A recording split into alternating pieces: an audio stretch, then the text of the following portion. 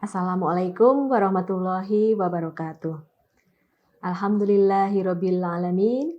Wassalatu wassalamu ala asrofil anbiya'i wal mursalin wa ala alihi wa sahbihi ajmain amma ba'du.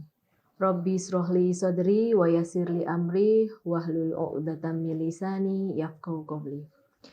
Yang pertama-tama, marilah kita panjatkan puji syukur kehadirat Allah Subhanahu wa taala yang telah memberikan kita kehidupan dan karunia yang tak terhingga hingga hari ini. Sholawat dan salam tak lupa kami panjatkan kepada junjungan kita Nabi besar Muhammad Sallallahu Alaihi Wasallam beserta para sahabatnya, dan semoga kita semua mendapatkan syafaatnya di hari akhir nanti. Pada hari ini saya akan menyampaikan sedikit mengenai etika berdoa dalam Islam. Ketika kita sedang berada di dalam kesusahan atau sedang menginginkan sesuatu agar dapat berjalan dengan lancar, seseorang biasanya akan memanjatkan doa pada Sang Pencipta Allah Subhanahu wa taala. Memanjatkan doa kepada Allah dapat menjadi cara untuk menunjukkan keimanan dan kepercayaannya pada Sang Pencipta. Doa juga merupakan bentuk ibadah sekaligus komunikasi langsung seorang hamba kepada penciptanya. Sebagaimana ibadah yang lain, Islam juga mengatur adab dan etika ketika sedang berdoa. Agar doa yang dipanjatkan dapat segera terkabul, maka seorang muslim harus memperhatikan dan menerapkan adab-adab saat berdoa. Adab saat berdoa itu mencakup beberapa sikap baik yang dapat menunjukkan kesungguhan dari umat muslim atas doa yang dipanjatkannya. Dalam hal ini Allah tentu menyukai hamba yang bersikap baik dan bersungguh-sungguh dalam berdoa. Dan Allah pun meminta hambanya untuk berdoa dengan rendah hati dan dengan suara yang lembut, seperti firman-Nya dalam Al-Quran Surat Al-A'raf ayat 55 yang artinya, berdoalah kepada Tuhanmu dengan berendah diri dan suara yang lembut. Sesungguhnya Allah tidak menyukai orang-orang yang melampaui batas.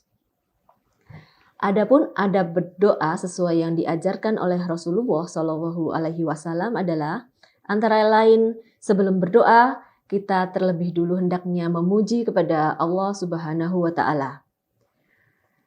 Doa adalah wujud permintaan kita kepada Allah. Maka dari itu ketika meminta sesuatu kepada Allah, sebaiknya dimulai dengan kalimat-kalimat pujian kepada Allah. Kita awali dengan berzikir kepada Allah, misalnya diawali dengan Ya Rob, Ya Rahman, Ya Rohim, dan seterusnya. Yang kedua adalah berdoa di saat atau di waktu-waktu yang mustajab. Agar doa segera dikabulkan oleh Allah Subhanahu wa taala, seorang muslim dapat memperhatikan waktu-waktu yang mustajab untuk memanjatkan sebuah doa. Waktu yang mustajab untuk berdoa yakni seperti sepertiga malam akhir, kemudian pada saat bulan Ramadan, ada lagi di antara adzan dan iqomah, atau saat hari Jumat, atau pada hari Arafah. Sebagaimana dalam sebuah hadis Rasulullah bersabda, Allah turun ke langit dunia setiap malam. Ketika tersisa sepertiga malam terakhir, Allah berfirman, siapa yang berdoa kepadaku, aku kabulkan.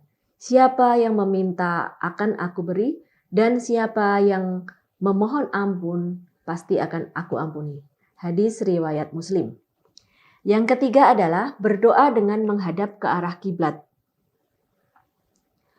Dari Salman radhiyallahu anhu bahwa Nabi Shallallahu Alaihi Wasallam bersabda, sesungguhnya Tuhan kalian itu malu dan maha memberi dan malu kepada hambanya ketika mereka mengangkat tangannya dan kemudian kembali dengan tangan kosong atau tidak dikabulkan. Hadis riwayat Abu Daud dan Tirmizi. Dari Jabir radhiyallahu anhu bahwa Nabi Shallallahu Alaihi Wasallam ketika berada di padang Arafah, beliau menghadap kiblat dan beliau terus berdoa sampai matahari terbenam. Seperti dalam hadis tersebut, saat berdoa sebaiknya kita menghadap ke arah kiblat dengan mengangkat kedua tangan dan mengusap wajah sesudah berdoa seperti yang telah dicontohkan oleh Rasulullah. Yang keempat adalah melemah lembutkan ketika berdoa. Seperti dalam surat Al-A'raf ayat 55, Allah meminta hambanya untuk memanjatkan doa dengan lembut atau dengan mengatur volume suara agar tidak terlalu keras atau tidak terlalu rendah.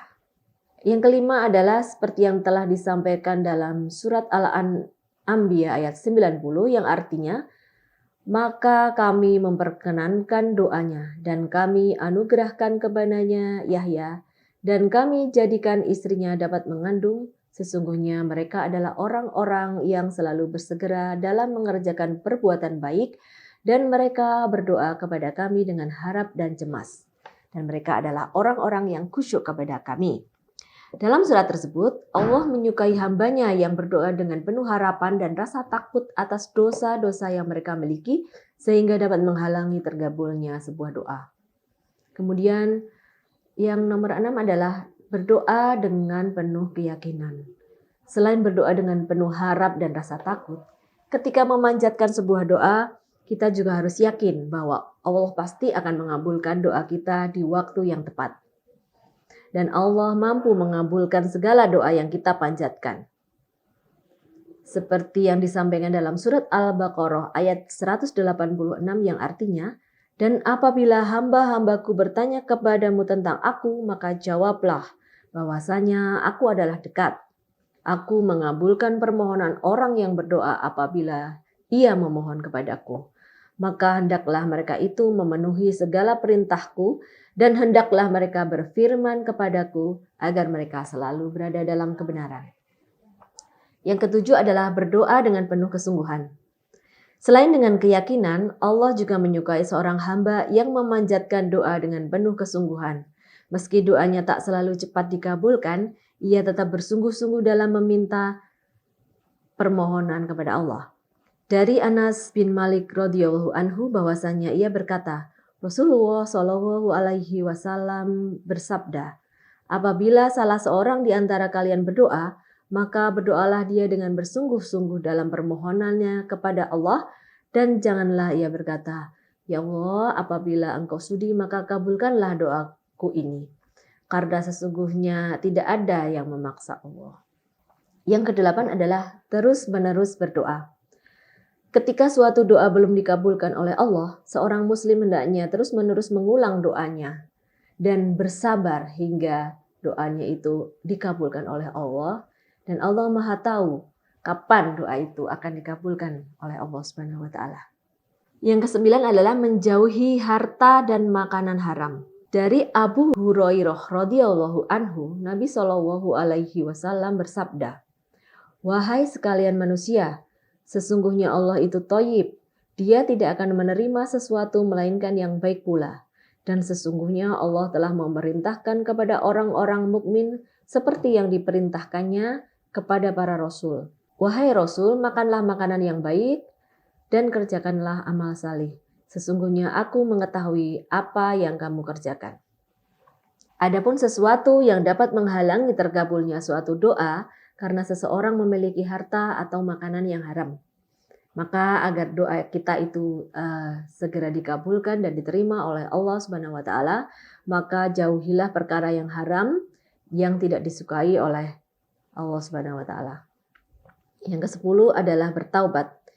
Jika seseorang memiliki harta atau makanan dan telah melakukan perbuatan keji, maka diwajibkan untuk bertaubat dan menyesali segala perbuatannya agar doa-doa yang ia panjatkan dapat lebih mudah dikabulkan oleh Allah.